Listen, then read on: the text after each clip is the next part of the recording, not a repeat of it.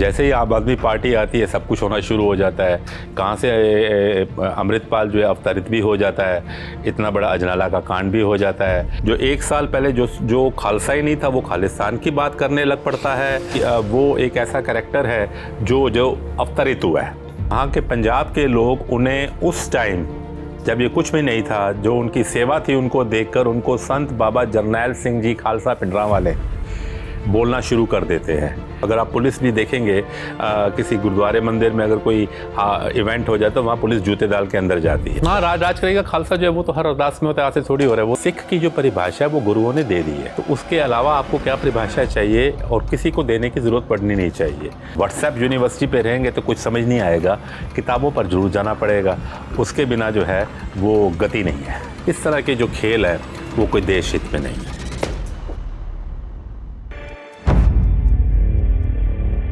इस तेज़ी के साथ सोशल मीडिया पर उसकी तस्वीरें आती हैं, आई थिंक यहीं से कहानी फिर शुरू होती है। जब हम पिंजरावाले की बात करते हैं तो जो पिंजरावाला था वो 1947 में उनका जन्म होता है, और वो जिस परिवार में जन्म होता है वो रिलीजियस फैमिली होती है, हार्डकोर रिलीजियस फैमिली होती है। 8 बच्चे होते हैं, सबसे छोटे ये होते हैं, और 7 साल की उम्र में उनके पिता जोगिंदर सिंह जो होते हैं वो उन्हें डोनेट करते हैं दमदमी टकसाल को। अब टकसाल क्या होता है, मैं ये तफसील से इस वजह से बता रहा हूँ कि बहुत सारी बातें जो है वो शोर में गुल हो जाती हैं। तो दमदमी टकसाल जो है वो सेमिनरी है, रिलीजियस सेमिनरी है। 7 साल की उम्र में वहाँ जाते हैं, और 1900 अर्ली 1970s में, शायद 1971 था, तो जो दमदमी टकसाल के जो हेड होते हैं, टकसाल का शब्दी अर्थ होता है मिंट, जहाँ घड़ा जाता है बंदा, जहाँ रिलीजन की अनअलॉयड ट्रेनिंग होती है। तो जिस भिंडरावाले को आप 1980s में देखते हैं, उससे पहले वो दमदमी टकसाल में होते हैं। तो he had religious roots, hardcore religious roots हैं उनकी, वो समझते हैं। और उनके पिता का मार्क टली और सतीश जेकब की आप बुक पढ़ लें, उसमें Mrs Gandhi, Amritsar Mrs Gandhi's last battle, उसमें वो उनके पिता को कोट करके लिख रहे हैं कि जोगिंदर सिंह बता रहे हैं कि जो मेरा बेटा है वो एक ही स्ट्रोक से एक बड़े पेड़ को गिरा सकता है, और उसको गुरु ग्रंथ साहिब के पैसेजेस भी याद है। तो ये उनकी एक बाकायदा ट्रेनिंग है। तो वो धर्म से निकले हैं, इस बात को समझना होगा। और फिर उसके बाद जब आप 1978 में आते हैं, 1971 में वो दमदमी टकसाल के हेड नियुक्त किए जाते हैं, इलेक्शन होती है, वो इलेक्टेड होते हैं वहाँ पर। अभी ये सारा कुछ शुरू नहीं हुआ, जो जिस पंजाब की हम बात करने वाले हैं आगे, अभी वो हुआ नहीं शुरू, अभी तो वो दौर ही नहीं आया। और वो जगह जगह जाते हैं, और वहाँ के लोग पंजाब के, ये खुशवंत सिंह की किताब में है, ये भी आप पढ़ लें, कि वहाँ के पंजाब के लोग उन्हें उस टाइम जब ये कुछ भी नहीं था, जो उनकी सेवा थी, उनको देखकर उनको संत बाबा जरनैल सिंह जी खालसा पिंजरावाले बोलना शुरू कर देते हैं। तो ये एक प्रोसेस है जो पिंजरावाले के पीछे है, जिस प्रोसेस से वो निकल रहे हैं। मैंने अभी तक आपको जो बताया है कि एक धार्मिक प्रोसेस से निकले हो।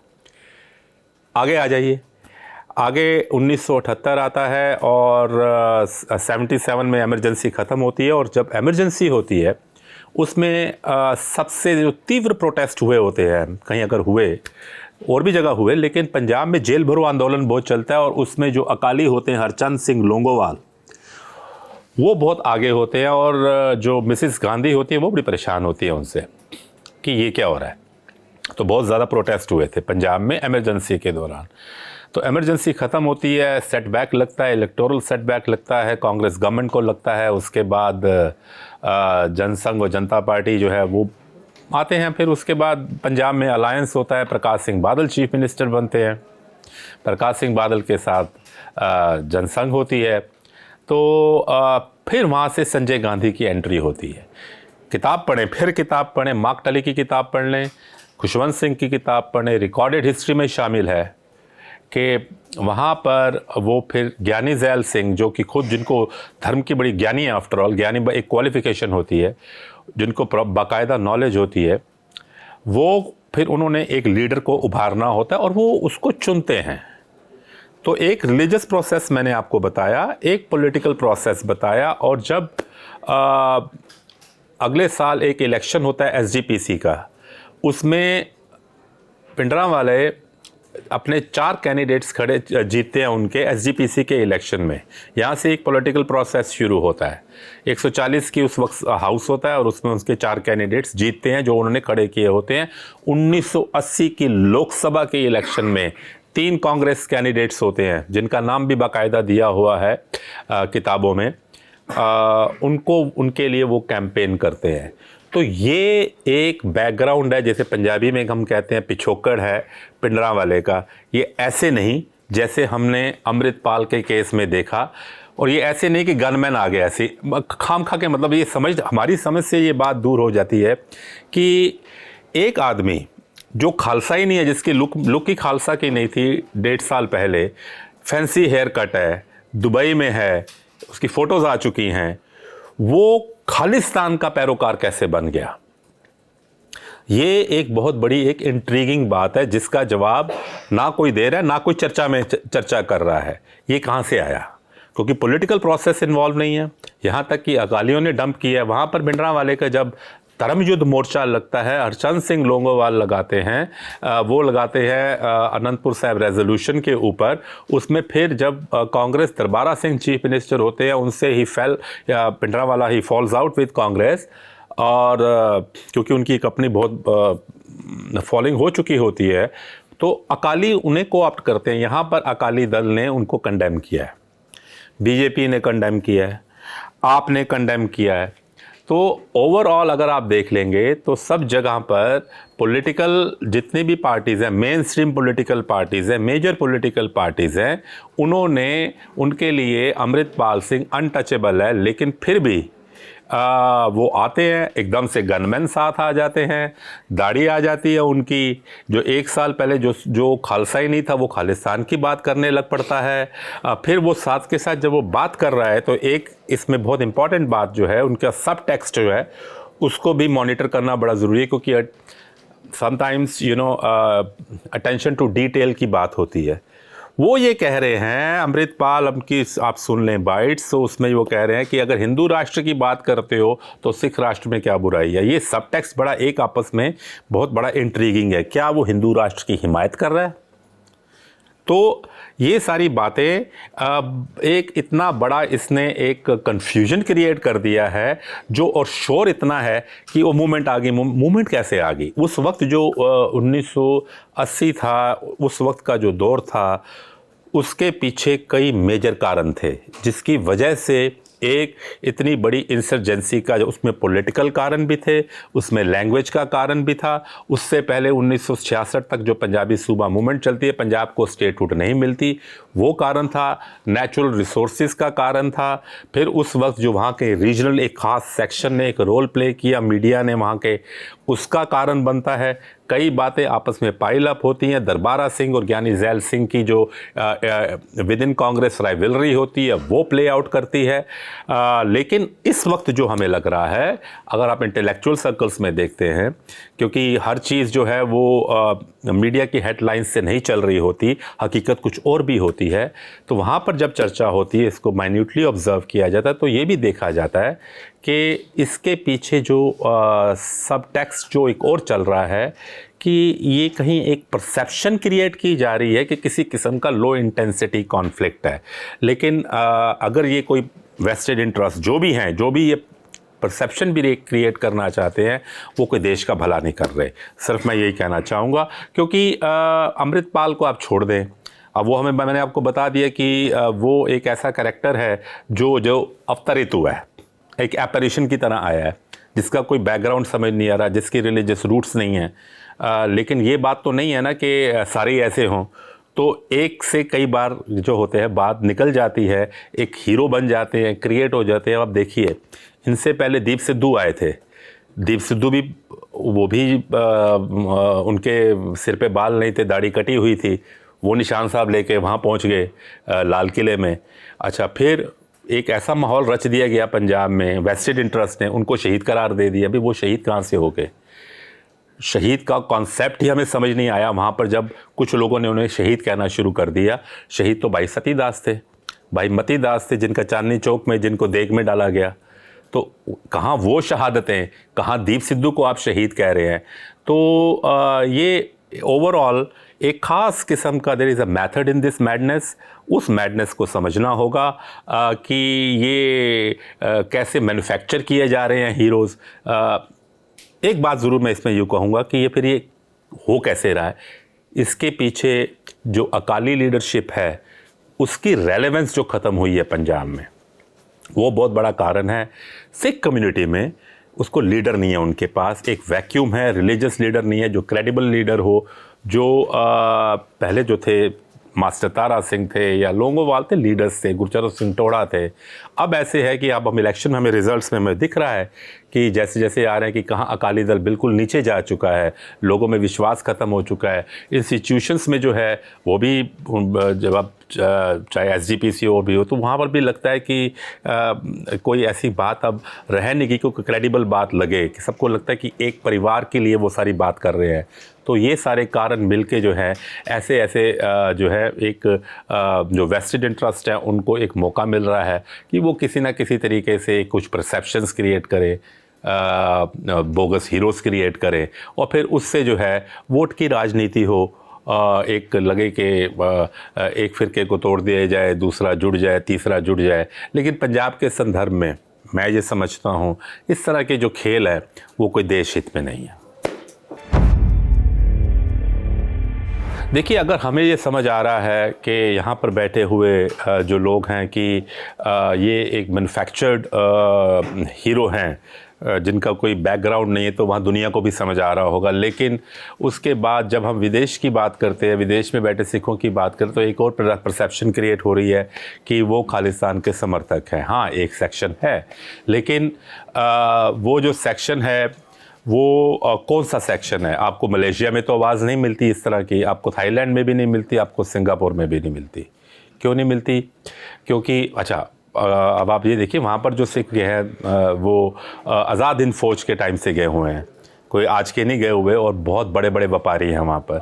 मिडल ईस्ट में जो सिख हैं, ईरान में सिख हैं, आप दुबई में चले जाएं, वहाँ सिख है, मिडल ईस्ट में सिख है, ईस्टर्न यूरोप में सिख है, अफ्रीका में सिख हैं, सब जगह सिख हैं। तो ये कहना कि जब खालिस्तान की बात होती है, मैं अक्सर कहता हूँ यार, अगर सारी दुनिया में इतना सिख फैला हुआ है, छोटी सी आबादी है, तो खालिस्तान का कुछ समझ नहीं आती। लेकिन जब हम बात करते हैं इंग्लिश स्पीकिंग डेमोक्रेसीज़ की, कंट्रीज़ की, तो उसमें एक सेक्शन ऐसा है जो ये समझता है कि वो जो 1978 में जो कॉन्फ्लिक्ट शुरू हुआ, उस वक्त जब पंजाब के चीफ मिनिस्टर प्रकाश सिंह बादल थे, और फिर उसके बाद इंदिरा गांधी आती हैं, राजीव गांधी आते हैं, तो उसमें ब्लू स्टार भी हो जाता है, उसमें 84 भी हो जाता है। तो वो जो एक रंजिश है, वो जो एक सेंस ऑफ कॉन्फ्लिक्ट है, वो चल रहा है, वो जहन में है। तो उससे अच्छा, और दूसरी बात ये है, जब वो बाहर बैठे होते हैं, जब वो डेमोक्रेसीज़ में होते हैं, हमारे लिए मान लीजिए निशान साहब है या देश का जो राष्ट्रीय ध्वज है, वो हम बड़ा सैक्रोसैंक्ट होता है। लेकिन जब आप विदेशों में जाते हैं, आप यूके में जाते हैं या कनाडा में जाते हैं या अमेरिका में जाते हैं, तो वहाँ इतनी सैंक्टिटी नहीं होती। मैंने तो अगर आप पुलिस भी देखेंगे, किसी गुरुद्वारे मंदिर में अगर कोई इवेंट हो जाता है, तो वहाँ पुलिस जूते डाल के अंदर जाती है। तो वहाँ कोई सैंक्टिटी नहीं होती इन चीज़ों के लिए। वहाँ कोई ये नहीं कि सिर ढक के पुलिस एक्शन करने जाएगी, ना, ये कुछ नहीं होता। सिमिलरली वहाँ पर प्रोटेस्ट करते हैं लोग, अपने ही देश के झंडा जला रहे होते हैं, ये भी बात सच्चाई है। दूसरी बात हम करते हैं जब आप के होमलैंड की, तो वहाँ ये भी बातें चलती हैं। ये एक पॉलिटिकल डिमांड वहाँ स्कॉटलैंड में हुआ, क्यूबेक कनाडा में हुआ। तो ये जो वहाँ पर एक ये लिबर्टी है, कानून का जो एक बहुत बड़ा एक दायरा है, जो वहाँ का जो आइन है, जैसे कॉन्स्टिट्यूशन है, या वहाँ के संविधान है, जहाँ पर संविधान है जिन कंट्रीज़ में, अदरवाइज डेमोक्रेसीज़ में, तो वहाँ एक बहुत बड़ी आज़ादी है। तो वो उस संदर्भ में उसको लेते हैं कि हम तो अपनी होमलैंड की बात कर रहे हैं। हाँ, यहाँ पर जो प्रॉब्लम आ जाती है वो ये आ जाती है कि क्या वो एक सेक्शन की बात है, बिकॉज यहाँ सबके बिजनेसेस सेट हैं, सारे सिख जो हैं पूरे हिंदुस्तान में फैले हुए हैं। तो ये एक बड़ी ख़तरनाक एक ड्रीम हो जाती है जो वो देखते हैं, तो उसका नुकसान इन द सेंस कि यहाँ वो बात नहीं चलती। तो ये एक कॉन्फ्लिक्ट ऑफ परसेप्शन है जो चल रहा है, जो आज से नहीं चल रहा। आज तो हमें ऐसे लगता है जैसे ये कल उठ रहा हो, ये ऐसी बात नहीं है, ये 40-50 साल से चल रहा है। और इसमें ऑफ कोर्स पॉलिटिकल रीजंस भी हैं। तो इसको इस संदर्भ में देखना होगा कि एक सेक्शन में है ये बात, और वो बड़ी और सोशल मीडिया के युग में जो पॉलिटिकल राइट होता है, कहीं का भी हो, चाहे वो हिंदू पॉलिटिकल राइट हो, चाहे सिख पॉलिटिकल राइट हो, चाहे ट्रंप के सपोर्टर्स हो, सुप्रीमेसिस्ट हों, उनको काफ़ी बम्प अप वो हो जाते हैं। वो ये नहीं होता कि वो सारी की सारी दुनिया की सारी कम्युनिटी का ओपिनियन हो, वो कभी नहीं होता। लेकिन वो बम्प अप हो जाते हैं। आप एक्सट्रीम बात कोई करते हैं तो वो सोशल मीडिया आपको वैसे ही प्रमोट कर देता है। कुछ एक पीछे लोग भी लगे होते हैं जो इस काम में लगे होते हैं उसको प्रमोट करें। जैसे एक बार मैं साइकिलिंग कर रहा था तो मैं ऐसे ही मैंने जो एक साइकिल पे लगाया हुआ, तो मैं जैसे ऊपर करता था फीड में तो दीप सिद्धू के वीडियो आए। मैंने कहा मैं तो देखता ही नहीं इसको, ये कहाँ से आ रहे हैं। तो समझ नहीं आ रहा था कि ये इतना प्रमोट कैसे हो रहा है, तो कोई तो कर रहा होगा ना। तो सिमिलरली ये चलता रहेगा। लेकिन जो बड़ी दुनिया है, दुनिया बहुत बड़ी है, पंजाब बहुत बड़ा है। आई थिंक कि भी it's too early to come to any conclusion at this stage. हाँ, राज करेगा खालसा जो है वो तो हर अरदास में होता है, आज से थोड़ी हो रहा है। वो तो भाई नंदलाल का जो है वो गुरु गोबिंद सिंह साहब के पोएट थे। तो उसमें जब आप जाते हैं, आकी रहे ना कोई, आकी इज़ एडवर्सरी। तो किसी भी धर्म में जब आप बात करते हैं सच्चाई की, तो खालसा इज़ प्योरिटी। तो आप किसी भी धर्म में चले जाओ, उसमें प्योरिटी की बात होती है, सच्चाई की बात होती है। और ये जो राज करेगा खालसा, आकी इज़ एडवर्सरी मैंने बताया कि, और उसके बाद आपको खालसा महिमा भी पूरी पढ़नी चाहिए। उस टाइम तो खालिस्तान का नाम ही नहीं था। तो ये हम बात कर रहे हैं गुरु गोबिंद सिंह साहब के पीरियड की। गुरु गोबिंद सिंह साहब 1708 में इस धरती छोड़कर जाते हैं। तो ये तो कोई बात नहीं थी, तो उनके पोएट की है वो। और इसकी इंटरप्रिटेशन जो है जैसे कि मर्ज़ी करता जाए। लेकिन जब आप अध्यात्म पर आते हैं, थियोलॉजी में आते हैं, तो गुरु ग्रंथ साहिब में जो बाणी है वो कहती है राज ना चाहूँ मुक्त ना चाहूँ मन प्रीत चरण कमलारे। तो ये भी बात आती है, मुझे राज नहीं चाहिए, मुझे मुक्ति नहीं चाहिए, मेरा मन तो है ईश्वर में लगा रहे। तो कई चीज़ें होती हैं जिनका, और जब राज करेगा खालसा की बात आती है, इसकी ये इंटरप्रिटेशन है कि सच्चाई का राज करेगा। और सच के ऊपर तो पूरी बानी आधारित है। सच्चता पर जानिए जा हृदय सच्चा होए, कूड़ की मल उतरे तन करे अच्छा तोए। सच के ऊपर तो पूरे के पूरे वो आए हुए हैं। और फिर गुरु नानक साहब के संदर्भ में जब हम बात कर रहे हैं, वो पीरियड जो है वो है 1469 से लेकर 1539 तक का। और उनके बारे में जो गुरु ग्रंथ साहिब में लिखा है, नानक राज चलाया सच कोट सताणी नीम दे, यानी सच का राज है। सच का राज तो सारी दुनिया कहती है, सच का राज तो होना चाहिए। सच में तो वो कोई नहीं है। तो सिमिलरली वही चीज़ दूसरी लैंग्वेज में आके इंटरप्रेट होती है, उसको आगे बताया जाता है। तो मैं ये समझता हूँ कि ये जो सारी बातें हैं, इंटरप्रेट तो आपने भी देखा होगा कि हर धर्म में जो राइट विंग है वो अपने हिसाब से इंटरप्रिटेशन कर रहा होता है। कहीं की बात, जैसे कहते हैं ना, कहीं की ईंट कहीं का रोड़ा, भानुमती ने कुंभा जोड़ा, वो सब जगह चलता है। तो ये एक्सक्लूसिव नहीं है कि ये एक कम्युनिटी में चल रहा है, ये सब जगह ही ये चल रहा है। इस्लाम वाले भी जो कुछ एक मुस्लिम भी हैं, वो अपनी तरह से इसको इंटरप्रेट करते हैं। उसको जो जिसको सूट करता है वो वैसे कर देता है। आप राइट विंग हिंदूज़ में भी ये देखेंगे, क्रिश्चियंस में भी देख लेंगे, वो अपनी तरह से कर रहे होंगे जो राइट विंग होंगे। तो सारे किसी न किसी एक तरह के एम्पायर के दौर में जी रहे हैं। अब आप महाराजा रणजीत सिंह का राज देखते हैं अगर आप, तो वो शुरू होता है 1799 से, जब वो लाहौर पे होते हैं। छोटी सी उम्र होती है उनकी, तो वो लाहौर फतेह करते हैं। 1801 में महाराजा घोषित होते हैं। 1839 तक का राज जाता है। राज का नाम सरकार खालसा होता है, लेकिन वहाँ पे सिखिज़म जो होता है, सिक्खी जो होती है, वो स्टेट रिलीजन नहीं होता। और ना ही उनकी जो एक्सपेंशन होती है वो इस आधार पर होती है कि मैंने खालसा राज बढ़ाना है। लेकिन कुछ लोग उन्हें खालसा मैस्कॉट भी कहते हैं, हालांकि नाम सरकार खालसा है। बहुत अच्छे शासक थे, मिलिट्री स्ट्रेटेजिस्ट, डिप्लोमेट, सब गुण थे उनमें, लेकिन कभी उन्होंने राज धर्म के उस पर नहीं चलाया। ये बात सच है। अगर धर्म पे चलाते वो आगे ना बढ़ पाते, क्योंकि इतनी बड़ी आबादी मुसलमान की है वहाँ पर, तो बढ़ ही ना पाते। ये नहीं थी बातें। ये सारी चीज़ें जो हैं, हाँ अब और उनकी मिस्ट्रेसेस भी रही हैं, और वो शौकीन भी बहुत थे, शराब के भी बहुत शौकीन थे। ये सच्चाई है, तो उसको आप खालसा मैस्कॉट तो कह नहीं सकते।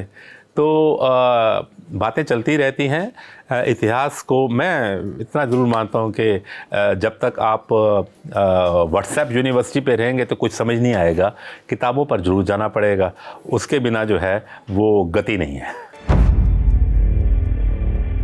देखिए, बिना राजनीति के तो कुछ चलता नहीं है। तो ये नाइव होगा समझना कि जब तक कैप्टन अमरिंदर थे तब तक कुछ भी बात नहीं थी, जब बादल थे तब भी कोई बात नहीं थी।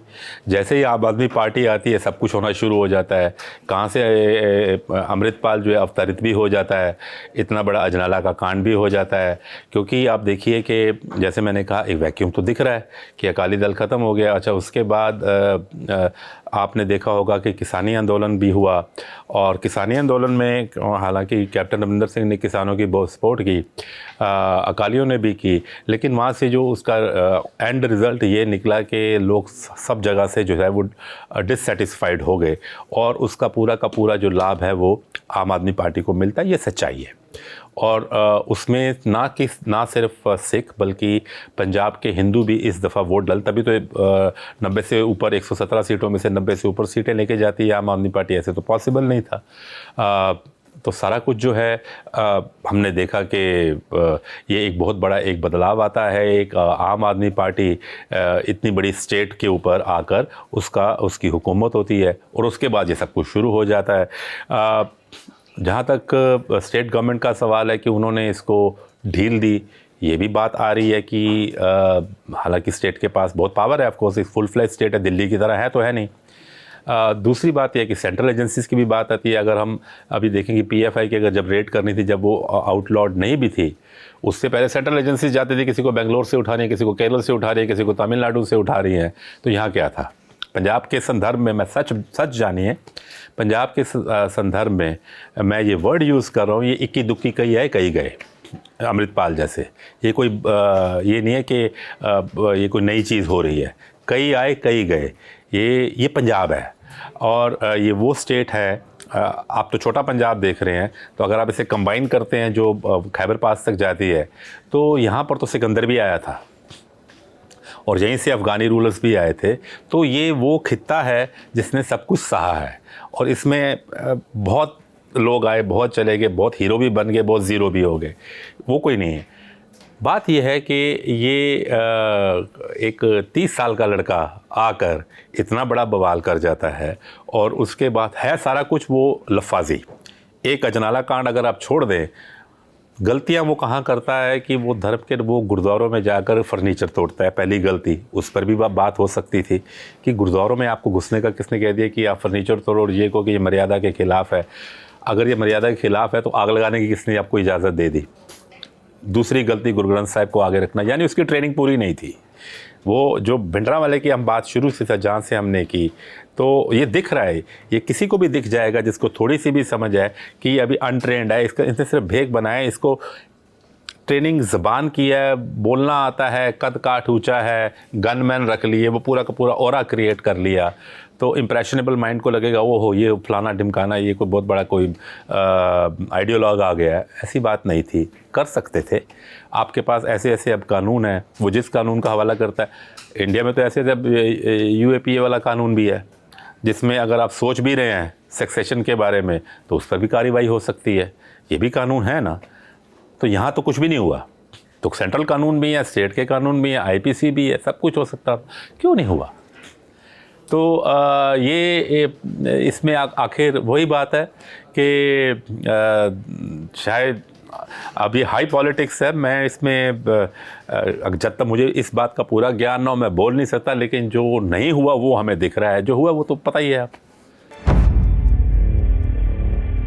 देखिए, ऐसा है कि ये सिख की जो परिभाषा है वो गुरुओं ने दे दी है। तो उसके अलावा आपको क्या परिभाषा चाहिए और किसी को देने की ज़रूरत पड़नी नहीं चाहिए।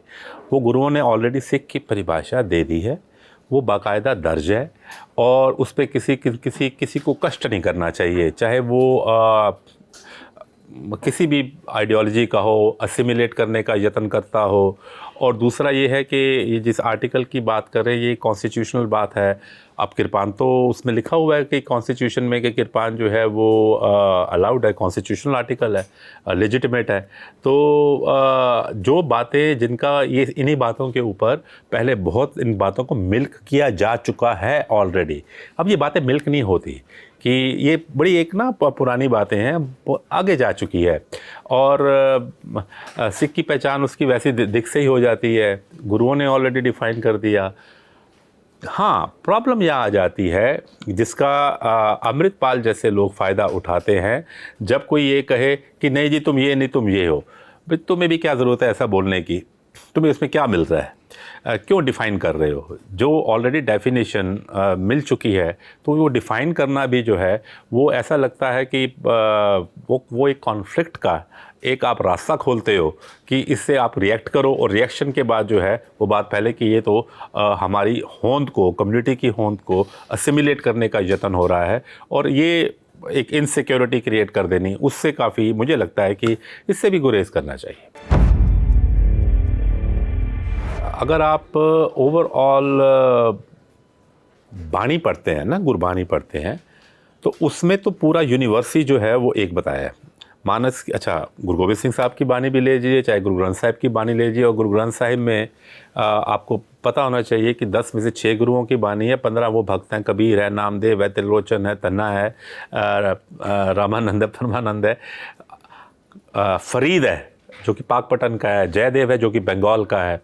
तो इतना बड़ा बुके है इजैलिटेरियन थॉट्स का, यानी कि हर जगह से थॉट ली है और वो गुरु ग्रंथ साहिब में दर्ज है। जब आप गुरु ग्रंथ साहिब के आगे माथा टेक रहे हैं तो आप इतनी बड़ी डाइवर्सिटी को माथा टेक रहे हैं, ये किसी भी ग्रंथ में नहीं है, किसी भी और धार्मिक ग्रंथ में ये चीज़ नहीं है। तो यहाँ पर आकर वो कि पॉलिटिकल बाउंड्रीज़ वाली जो बात है वो आके डाइल्यूट हो जाती है, वो ख़त्म है, वो है ही नहीं।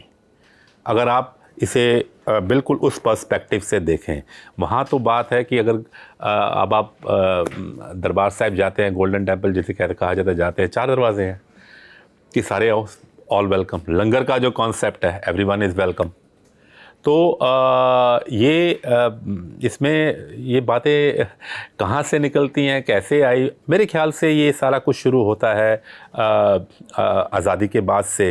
1947 में जब पार्टीशन होती है तो जो पंजाब की डिवीज़न होती है उसमें से कई पॉलिटिकल कारण निकलते हैं, क्योंकि सबसे ज़्यादा जो अगर दुख सहा तो वो पार्टीशन का, रेड क्लिफ लाइन पड़ी, ननकाना साहिब वहाँ रह गया, पंजा साहिब वहाँ रह गया, एक बहुत बड़ी आबादी जो थी वो वहाँ से हिंदुओं सिखों की उजड़ के यहाँ पर आ गई, पंजाब में आ गई। और उसके बाद जो था कि 1966 तक स्टेटहुड नहीं मिली।